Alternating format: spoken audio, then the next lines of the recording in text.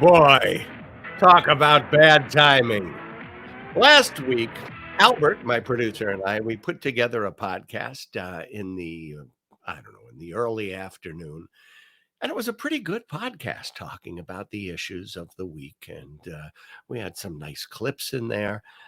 And then I guess it was in the early evening, the Supreme Court decision, Alito's Supreme Court decision on Roe versus Wade was released, and nobody wanted to talk about anything else. All of a sudden, the podcast did not seem that important to anybody, including me. And the whole week was spent talking about this possible and probable impending Supreme Court decision that would abolish Roe versus Wade. So that's going to be the topic today. It was ironic that in the same week that the Taliban came forward and said that all women in Afghanistan have to be covered from head to ankle. I mean, actually, I don't, you can see their feet. That's all right. Oh, I guess those foot fetishists in Afghanistan are going to be going crazy and saying, thank you, Taliban. That's really what I'm interested in. But the Alito Supreme Court, at least the draft decision, was released to Politico and printed in its entirety, 95 pages, I think it was. And it caused a whirlwind of outrage and exaltation and distraction and political commentary across the nation. Now, I've done shows on television about abortion, and really, they're not very satisfying because you have to argue against a belief. Most of the time, you're debating somebody who believes that the very moment of conception, there is a human being there, or a human life even there, even though it hasn't been implanted in the womb, even though there are 1 million spontaneous abortions in this country. Do you know that? Do you know there are 1 million cases where that fertilized egg generally falls into the toilet? When a woman, when that fertilized egg hasn't been implanted. So that's 1 million times. If that's human life, I mean, shouldn't we put a strainer under the toilets to capture it and pray over it, give it, a proper burial? I mean, this whole thing is riddled with what are, in my mind, illogical inconsistencies. It was Bob Grant's retirement dinner, and I sat across from a conservative priest who assumed, since I was a talk show host and I was there at Bob Grant's dinner, that I would be anti-abortion, anti-woman, anti-choice. And we started talking, and at one point when he discovered that I wasn't, he said, we started to discuss this issue, and he said, don't you know, man, that a chestnut cannot grow into anything but a chestnut tree? And that fertilized egg cannot grow into anything but a human being. It can't grow into a horse. It can't grow into a tree. It can only grow into a human being. And that just as that chestnut can only grow into a tree. But I said, yeah, but when we roast chestnuts on an open fire, I don't call Smokey the Bear because there's a forest fire going on. So, I mean, that's usually where we end up. And I've asked this question over and over on Facebook, on people that I know who are, anti-choice for a woman. What are the reasons, other than religious, for banning a first trimester termination of pregnancy? Give me some reasons why first trimester pregnancies should be abolished. And the answer I get over and over again, well, it has a heartbeat. No, it doesn't have a heartbeat.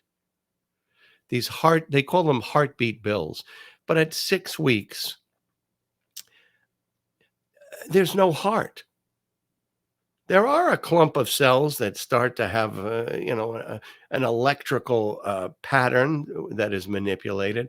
But when people go, and this, I didn't even know this myself. Do you know that when parents go for a sonogram during pregnancy and they say, oh, I want to hear the heartbeat. I want to hear the heartbeat. That the sound they are hearing is manufactured by the ultrasound machine.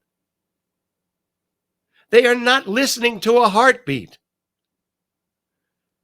In fact, they're not even listening to a fetus. They're listening to an embryo.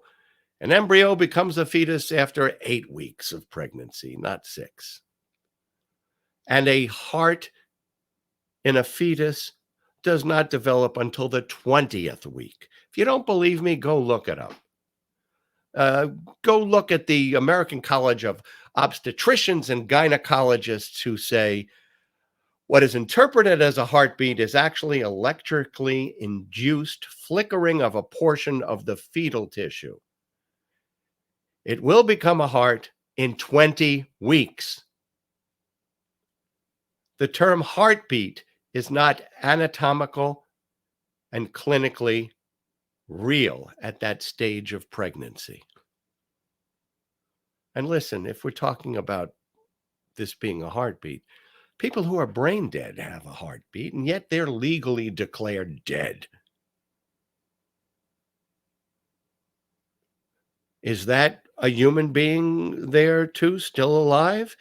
Because the law says they're legally dead. You take them off the ventilator and they pass into whatever great beyond you can imagine or your religion tells you. And that brings me to the other big elephant in the room. And that is the religious element of this. There has been a political conspiracy for 40 years to get justices on the court that would declare abortion illegal. And in this particular case, when Donald Trump was running, he said, I will appoint judges who will overturn Roe versus Wade. And he went to a Catholic zealot, an ardent Catholic, if I may borrow Dianne Feinstein's phrase, the dogma lives loudly, in a guy called Leonard Leo, who ran the Federalist Society. And he gave Trump a list of judges' names that would assuredly overturn Roe versus Wade. And 2 out of 3 of them had the dogma live loudly, the Catholic dogma. They were Catholics like Leonard Leo. And one of them was raised a Catholic, but he goes to an Episcopal church. That's Gorsuch, because his wife was an Episcopal. So you have these 5 justices. By the way, Roberts is a Catholic as well.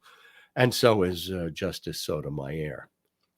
But you have 5 Catholic justices, or 6. Yes, 6 or 5 Catholic justices, 6 if you want to throw in Roberts, making this decision, which enforces the doctrine and the dogma of the religious church they belong to. Now, we're not supposed to say, in our government, we don't have a religious test. But don't tell me we have to cover our eyes and make believe that religion has nothing to do with this. On the other hand, everybody's going, oh my God, how could this have happened? How could this have happened? Well, Trump promised you that he would appoint judges to overturn Roe versus Wade. What's really kind of strange is that neither Trump nor most Republicans are beating their chests in victory over this decision because they know how unpopular it is. 2/3 of Americans don't want Roe versus Wade overturned. But Trump promised it would happen. Leonard Leo promised he would deliver those judges. They were rammed through by Republicans. One of them in place of Merrick Garland, as we know, and then another because it was too close to an election. And then the third one rammed through 2 weeks before an election. All of a sudden, the rules don't matter. You just make up the rules. And one of the rules is what happens to people who choose to have an abortion. Now, if you really think abortion is murder, and I've always brought this up, if you really think that, the hundreds of thousands every year of abortions or millions over the years is a true Holocaust, why shouldn't the women who make that choice to murder their babies, why shouldn't they face a charge of murder in our legal system? Well, you might say, well, she didn't perform the abortion. It was the doctor that performed. Yes. If a woman hires a hitman to kill her husband, she didn't kill her husband. The hitman shot him in the head. But yet she's still going to be charged with murder. So what should happen to women who pursue legal abortions? Donald Trump, when he was running in the primaries, had an opinion about this. Here it is. This presidential election is going to be very important because when you say what's the law, nobody knows what the law is going to be. It depends on who gets elected because somebody's going to appoint conservative judges and somebody's going to appoint liberal judges depending on who wins. I've never understood the pro-life position. Well, I never understood it because I understand the principle. It's human life as people see it. But what crime? What crime is it?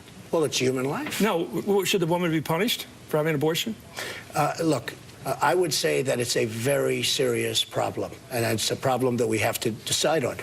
It's very hard. But you're forbidding Are you going to say, well, wait, are you going to say put them in jail? Is that well, the no, but punishment I'm asking that you're talking about? Because you say you want to ban it. What's that mean? I am pro-life, yes. What is ban? How do you ban abortion? How do you actually do it? Well, you'll go back to a position like they had where people will perhaps go to illegal places. Yeah. But you have to ban it. Do you believe believe in punishment for abortion? Yes or no? As a principle? The answer is that there has to be some form of punishment. For the woman? Yeah, there has to be some form. 10 cents, 10 years, I don't know. That I don't know. Why not? I don't know. You take positions and everything else. I do take positions and everything else. It's a very complicated position. I'm asking, you're running for president, I'm not. I'm asking you, what should a woman face if she chooses to have an abortion? I'm not going to do that. I'm not going to play that game.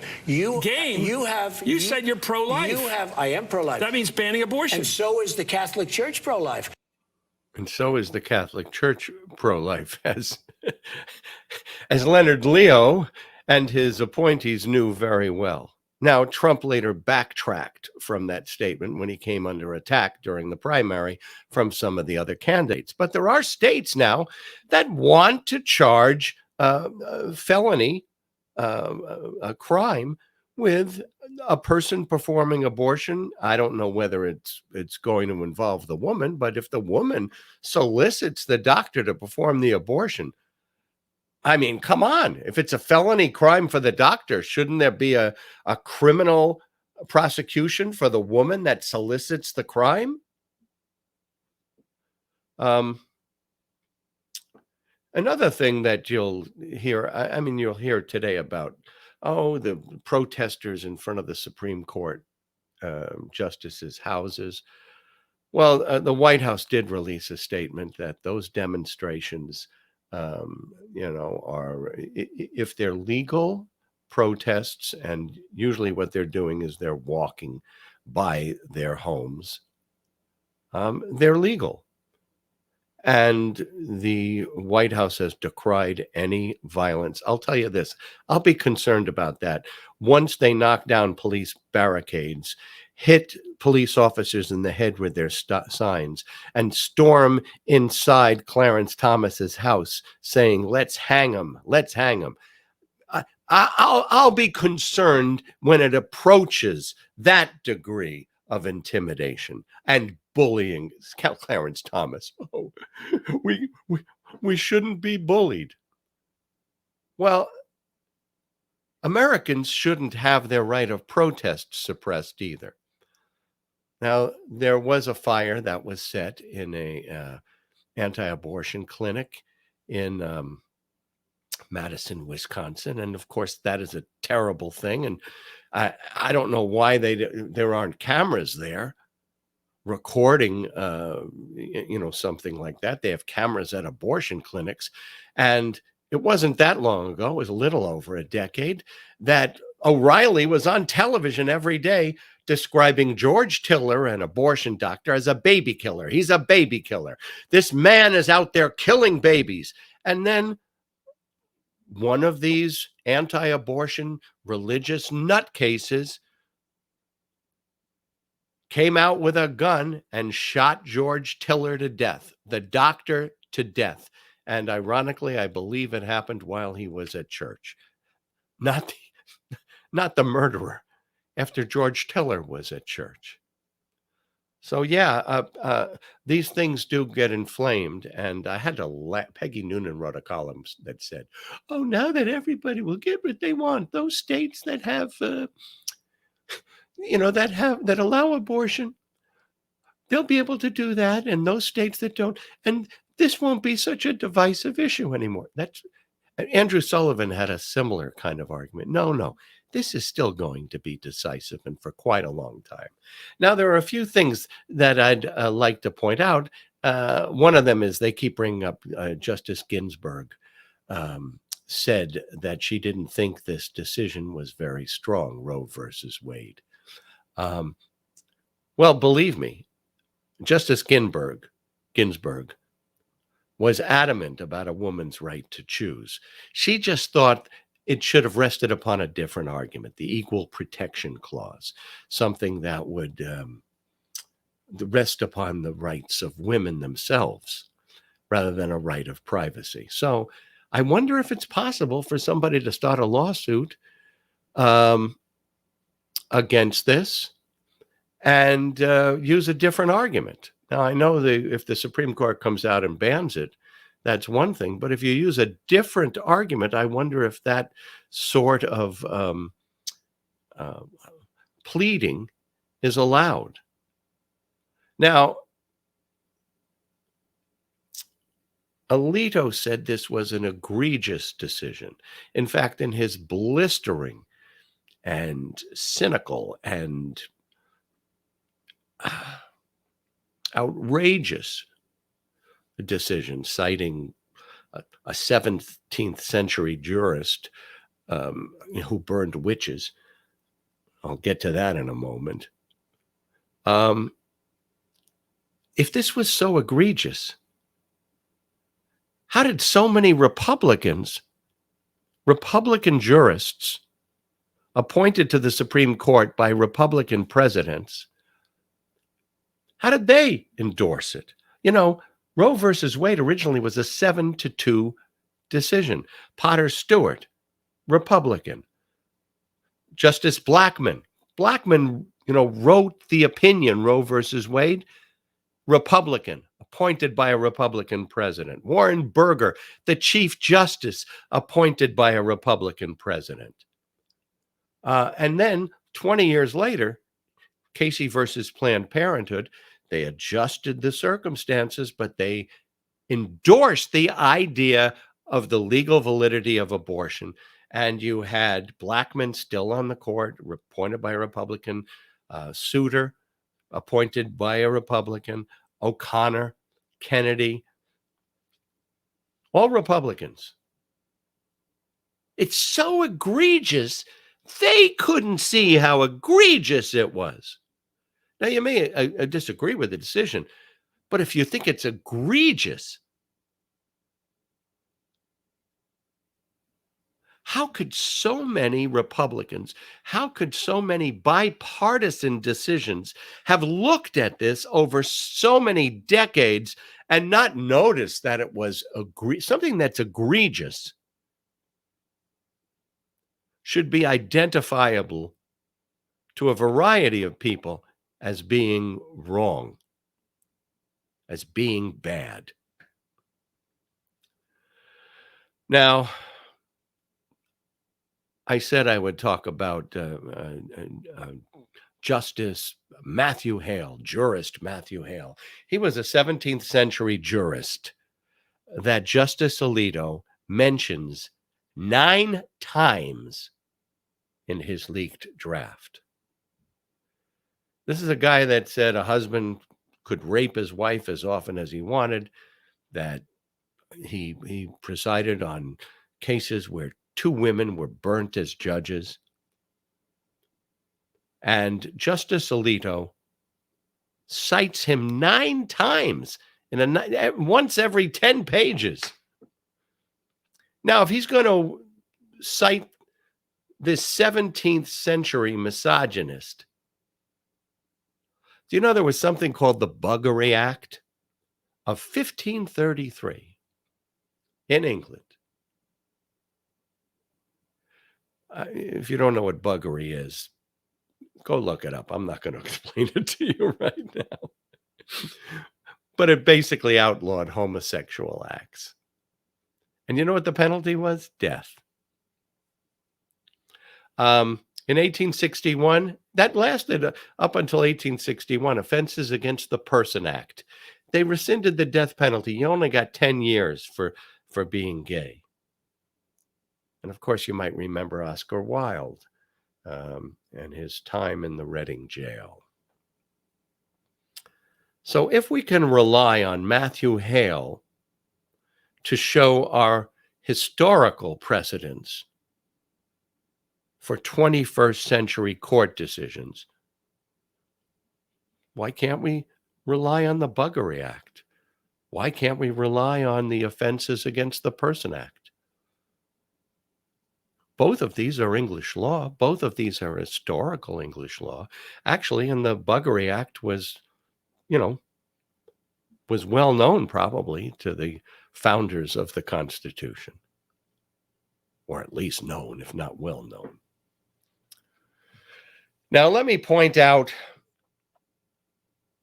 some of the bright spots for the future that are getting some attention, but not a lot right now. Number one, 90 to 95% of abortions take place in the first trimester. And as I said at the top, I'm still waiting for somebody to tell me why we should ban first trimester abortions. What is your validation? What is your reason?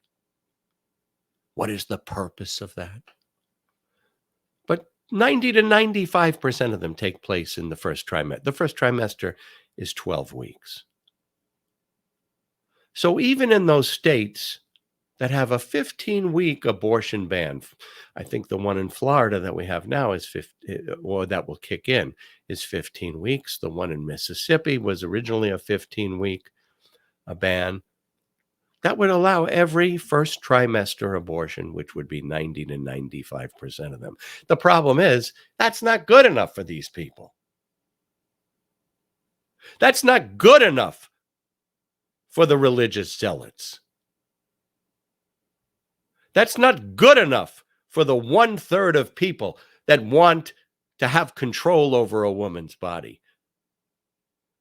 So they are superseding this 15-week limit by making it 6 weeks, based upon this idiotic pretense that there is a heartbeat at 6 weeks. They call it the heartbeat bill.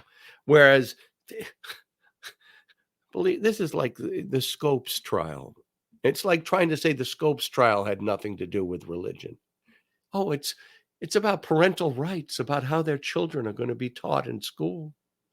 If they hear about evolution, they won't believe Genesis.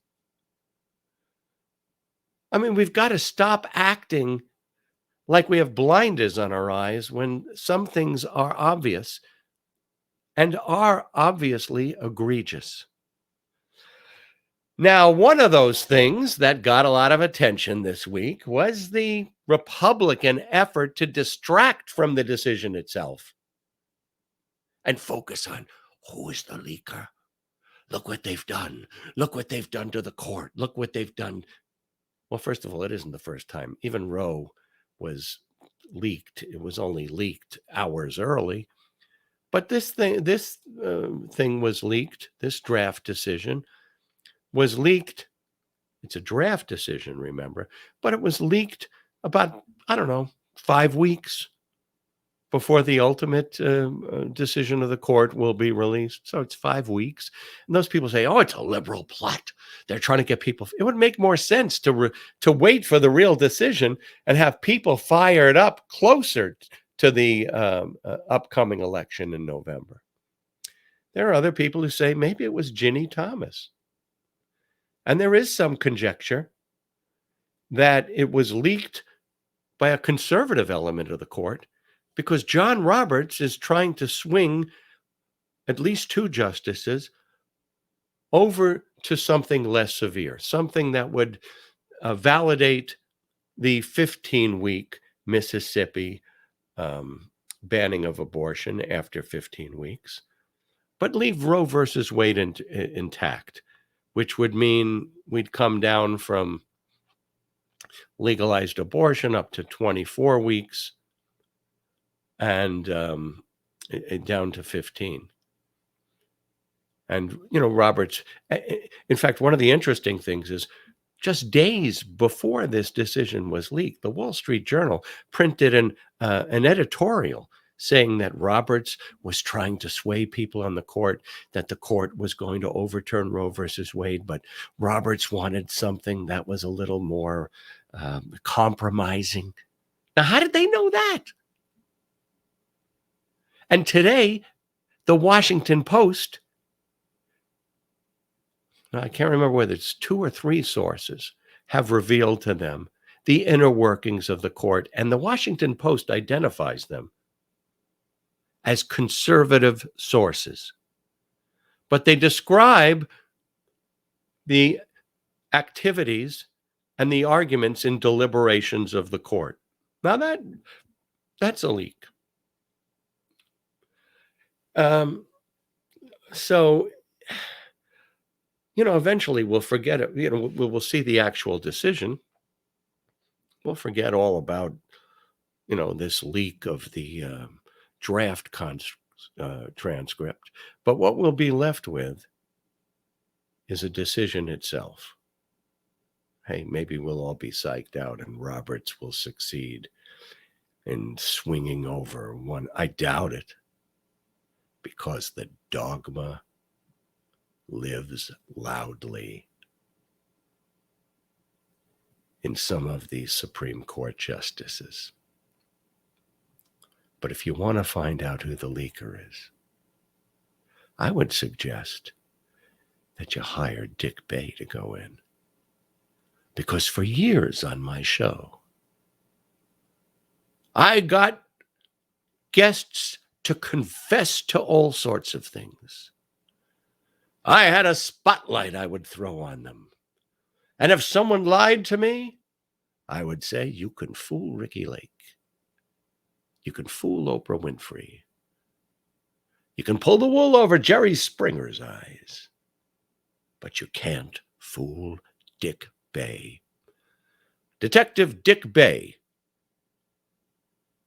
had so many successful confessions that it became a mainstay of the program, The Richard Bey Show.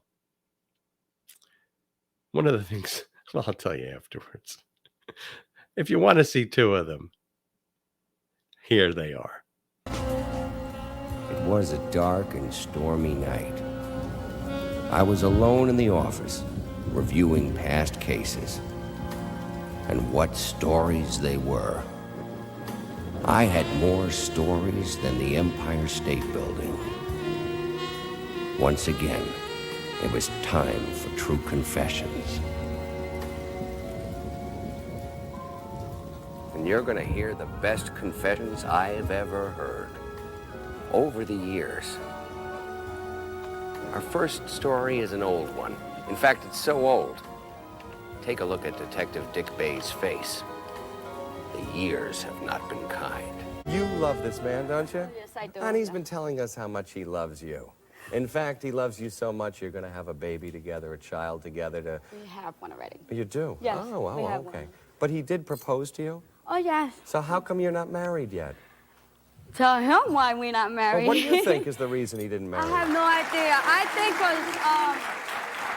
I don't know. I guess he's afraid he have cold feet. I don't know. He has cold feet. Well, did you ever try massaging his feet? Maybe he has bad circulation. It isn't his cold feet. I did try several things. You did try several things. But you do want to marry him. Oh, yes, badly, yes. I can tell you this. He wants to marry you. But what's the problem? You're going to find out. He has a confession to make. A true confession. Amanda, you know I really do love you from the bottom of my heart. And it's not because I'm giving you the runaround. I do have cold feet, but the truth is I want to confess to you here, and I want to tell you that I'm already married.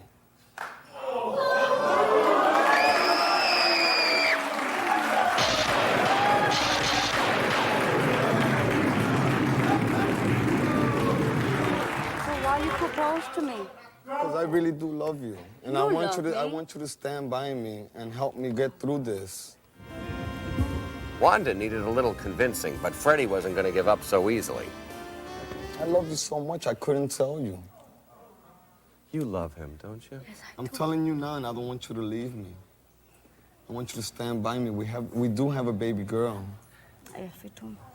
And I want to take care of my responsibilities. Will you stand by him?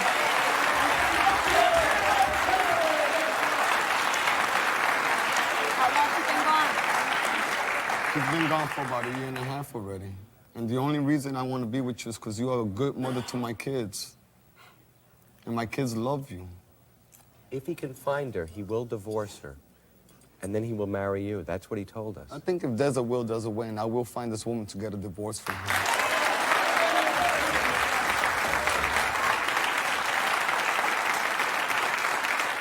Are you all right? Are you okay? Why don't I go to break and give you a couple of minutes to think about everything?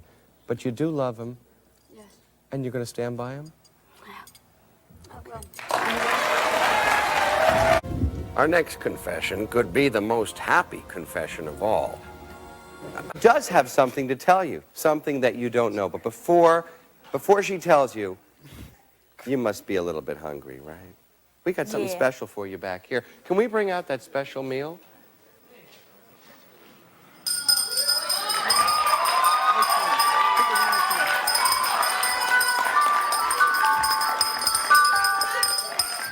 Now, wait a second. Here, we bought something.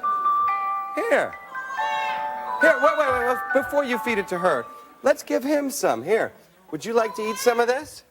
Pickles and ice cream? I don't think so. Pickles and ice cream. Why not? You don't like pickles and ice cream? Well, separately, not together.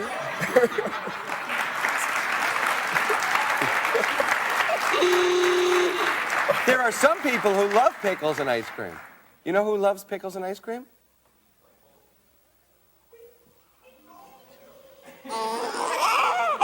You're going to be loving pickles and ice cream, aren't you?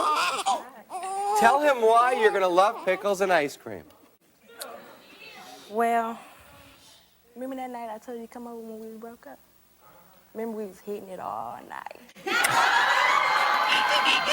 Well, I'm pregnant.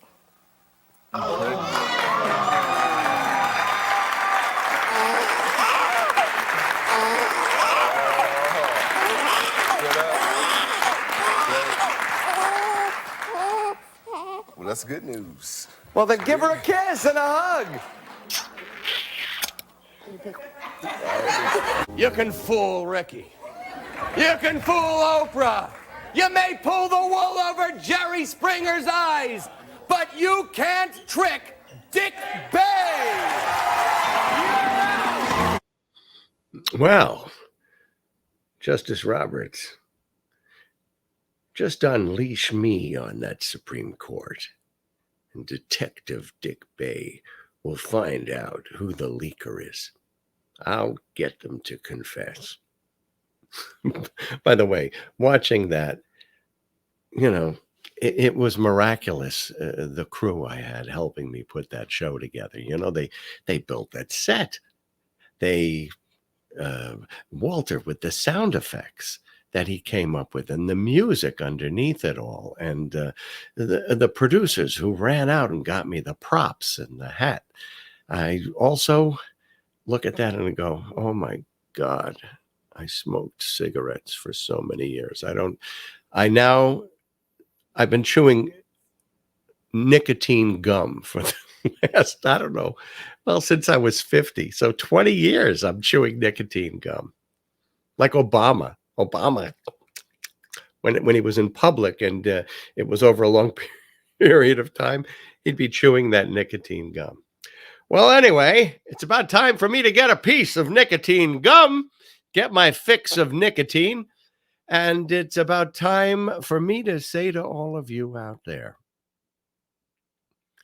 all my best. Take care.